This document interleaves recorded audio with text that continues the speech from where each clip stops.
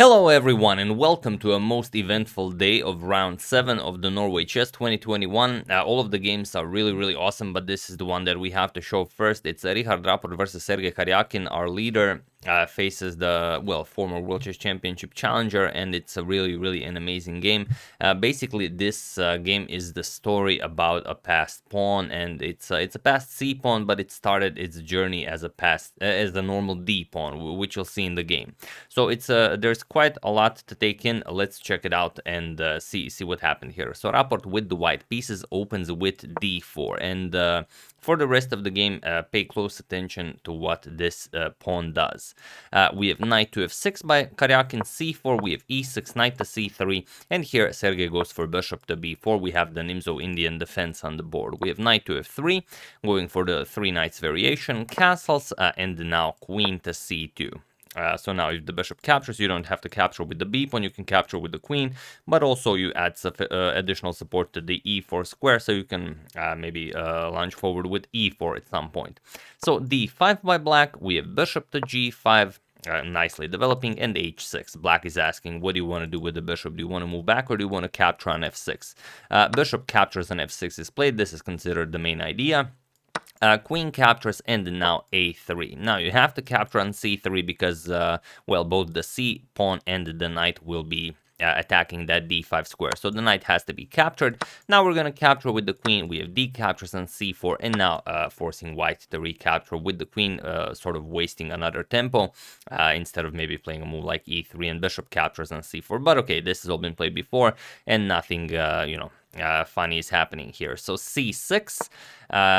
Aimed at the idea that white is preparing g3 and bishop to g2. So the c6 pawn will do a very nice job of controlling this light square bishop. So this is what Rapport goes for. We have g3, knight to d7, and now there are some games where queen to c3 was played because, of course, the knight has many options in the future of attacking this queen. But here we have not bishop to g2, but bishop to h3. This is a new move by Rapport, and it is now only as of move 12 that we have a completely new game. So let's see how Karjakin continues this. If rook to e8 would be an interesting idea, simply continuing and then maybe, just trying to figure out what to do then. Maybe the knight comes to b6, but it's not easy because what is it really doing there? Okay, you are preparing a move like e5. The knight is very well positioned, but other than that, it's it's not a pleasant position. You have to develop the light square bishop and also get this rook into the game.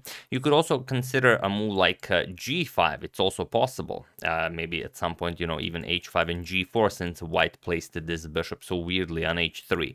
But here we have c5, and this is where the fun really begins. Now we have d captures on c5. Rapport grabs the pawn, and now b6. Here, Karjakin wants to give up the b6 pawn as well, and then we would have something like c captures, knight captures, attacks the queen, let's say queen c3, we offer a queen trade, captures, and bishop to b7, and this is the game he wants to play. He would be down a pawn, but he would have a very nice position. The rooks are going to c8 and d8. White has 3 pawn islands, so black would definitely have compensation for the sacrificed pawn. But Rapport decides against this pawn grab, and he advances this pawn to c6. And okay, we already have a very nice pass pawn on c6, but it's, can it really survive there? We have queen captures on b2.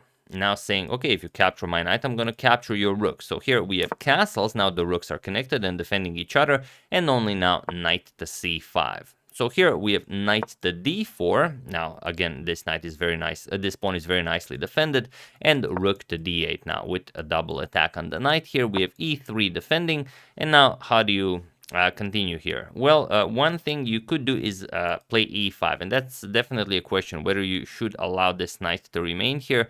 And then allow something like a bishop captures on c8, for example, e5, bishop captures, so we would capture with the rook a captures on c8, and then maybe knight to f5, going for that e7 square.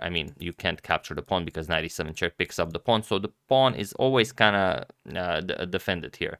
So instead, we have bishop to a6, attacking the queen here and connecting with the rook, and now queen to b4. saying that, okay, I'm attacking your queen, what do you do?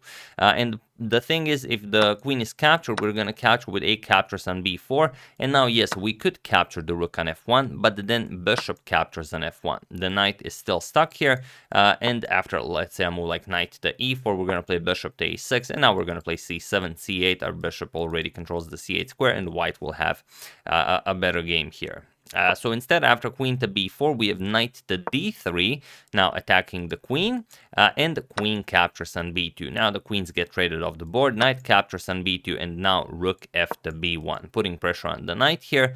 So knight to a4, and now f4. Now Rapport says, if you didn't play e5 up until this point, you're not playing it now. My knight is now solid here on d4, and this pawn is beautiful here on c6. So here we have knight to c3, attacking white's rook here, and this is where you really should go into a deep think, because a lot of things are possible, and we're only briefly going to discuss it, since it's it's a position that's even, you know, it would take a Capablanca with infinite time on the clock to kind of really go through this position. In the game, rook to b2 was played, but what's really exciting is rook to c1, and here many good things might happen. So here the idea is that if white goes for rook to c1, attacks the knight, then if knight moves, you have a beautiful pass pawn here, already rook behind it.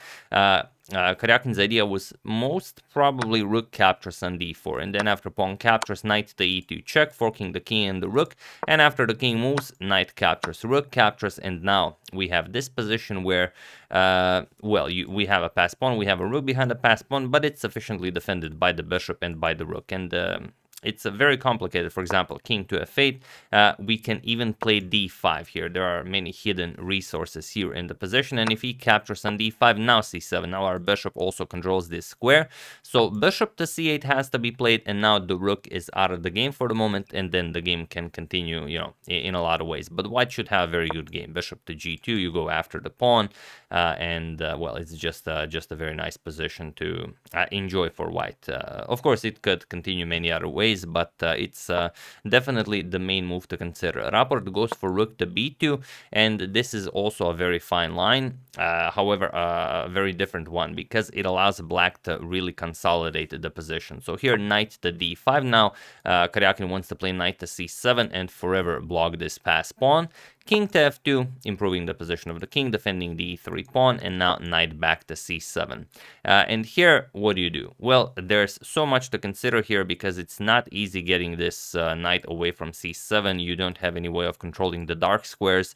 This pawn is very nice here, but it's just blocking your own bishop, and it's very hard to continue this game.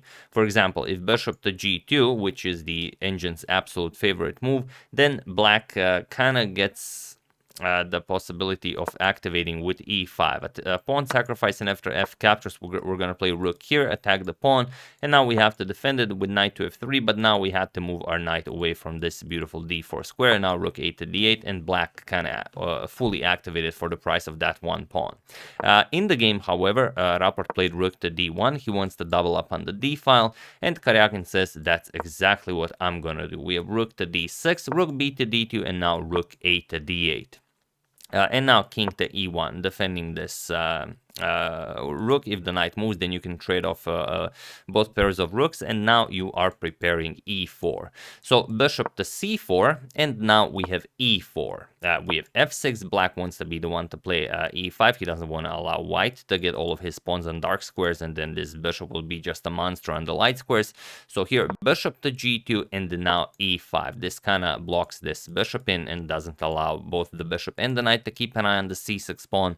So f captures on e5, f captures, and now knight to f3. So putting pressure on the e5 pawn, but now Karjakin just trades everything along the d file. Captures, captures, we have captures, captures, and now bishop to b5, going after this pawn, and knight captures on e5. So white is up a pawn, but of course Karjakin knew this, and he had to go into this if he wanted to activate his pieces and just get rid of all the tension.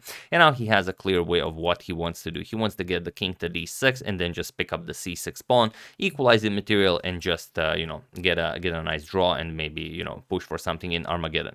So king to f8, and now we have h4. King to e7. Now comes knight knight to g6 with check. This is a very cool little trick. King to d6 and now e5 with check. The knight controls the e5 square and the bishop now covers the c6 square, so the king cannot capture yet.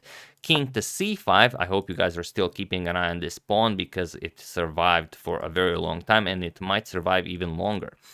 We have knight to e7 now, adding another defender here, and now king to d4. So this is now a very active king.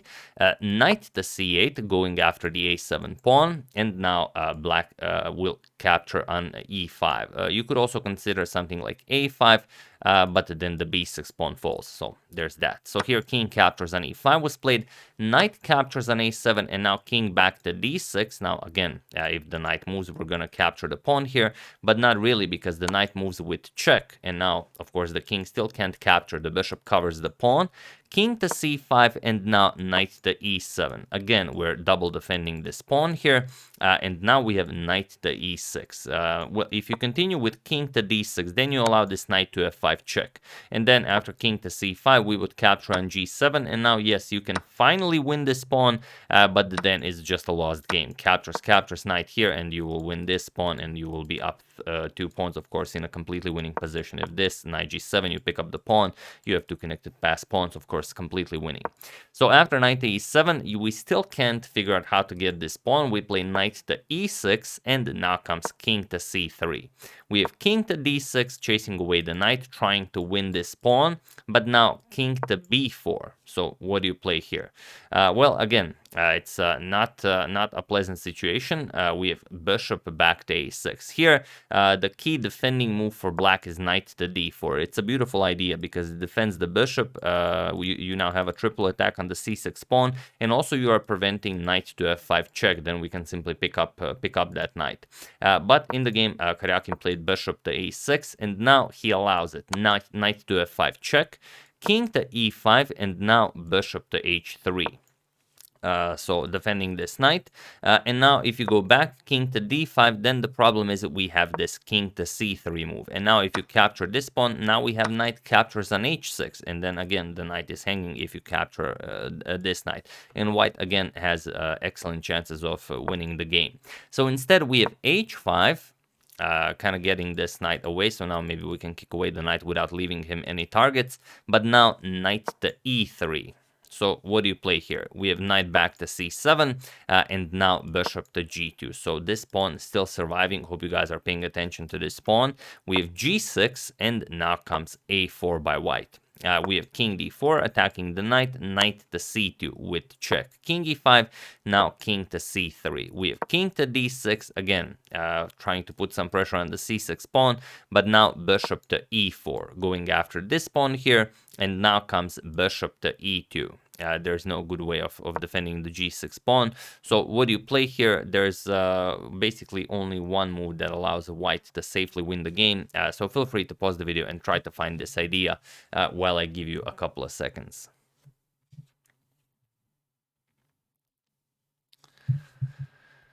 So for those of you who were able to do it, congratulations on finding this, improving move with the knight. It's not a move with the knight back, unfortunately it's a move with the knight forward. So congratulations on being a great endgame player yet again. And for those of you who just want to enjoy the show, it's knight to d4. We don't want to grab the pawn greedily right away. First we defend our own pawn, and then we're going to go after this pawn. So what can black do? Not much. King to e5, putting pressure on the bishop, also preparing knight to d5 check to try and get the king away from the defense of the knight on d4.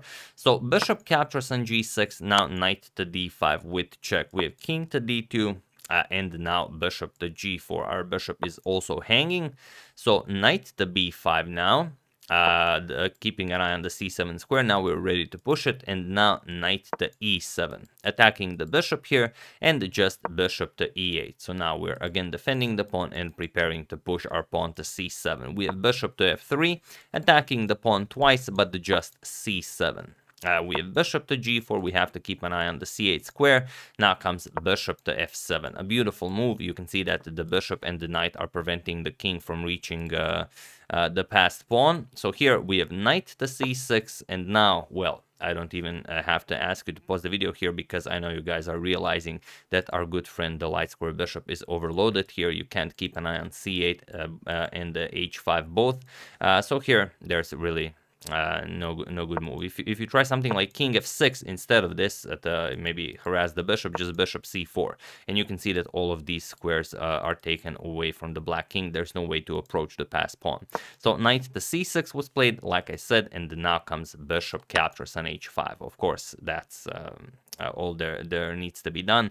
And it was in this position on move 59 that Sergey Karjakin resigned the game, and another impressive victory for Richárd Rapport in classical time format, which is just incredibly impressive. He's still leading the tournament ever since round 1, and that's just amazing in the competition that he's playing.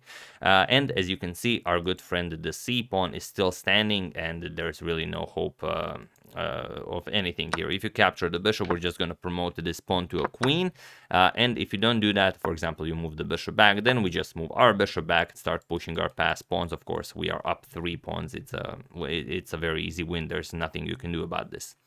So yeah, after bishop captures on h5, Karjakin resigned, and another very impressive victory for Rapport. What does this mean for his classical rating? Well, he overtook a lot of people. He overtook Grishu Giri and Wesley So, and he's currently number 6 in the world classical rating list. He is trailing by some 4 points to reach Levon Aronyan, and then it will take some additional 12 points to reach Jan Nepomniachtchi. But the way he's playing, I guess it's possible he could emerge world number 4 even after this tournament. We'll see what happens. Can he continue this up until the very end? So yeah, that's the game. Hope you guys enjoyed it. Like I said, all of the games today were great. We're going to show at least one more, so stay tuned for that. I would like to wish a very happy birthday to Ermagita Vidaya. Hope you had a good one. And I would like to thank Tom Keaching, Stephen Shinley, ustock8.com, and customchess.com for your contribution to my channel. Thank you a lot. I really appreciate it. As usual, you can check 2 of my previous videos here. Thank you all for watching, and I will see you soon, continuing the coverage of this amazing tournament, checking up on your wonderful suggestions, and whatever else happens in the chess world. So thank you all. I will see you soon, and have an excellent rest of your day.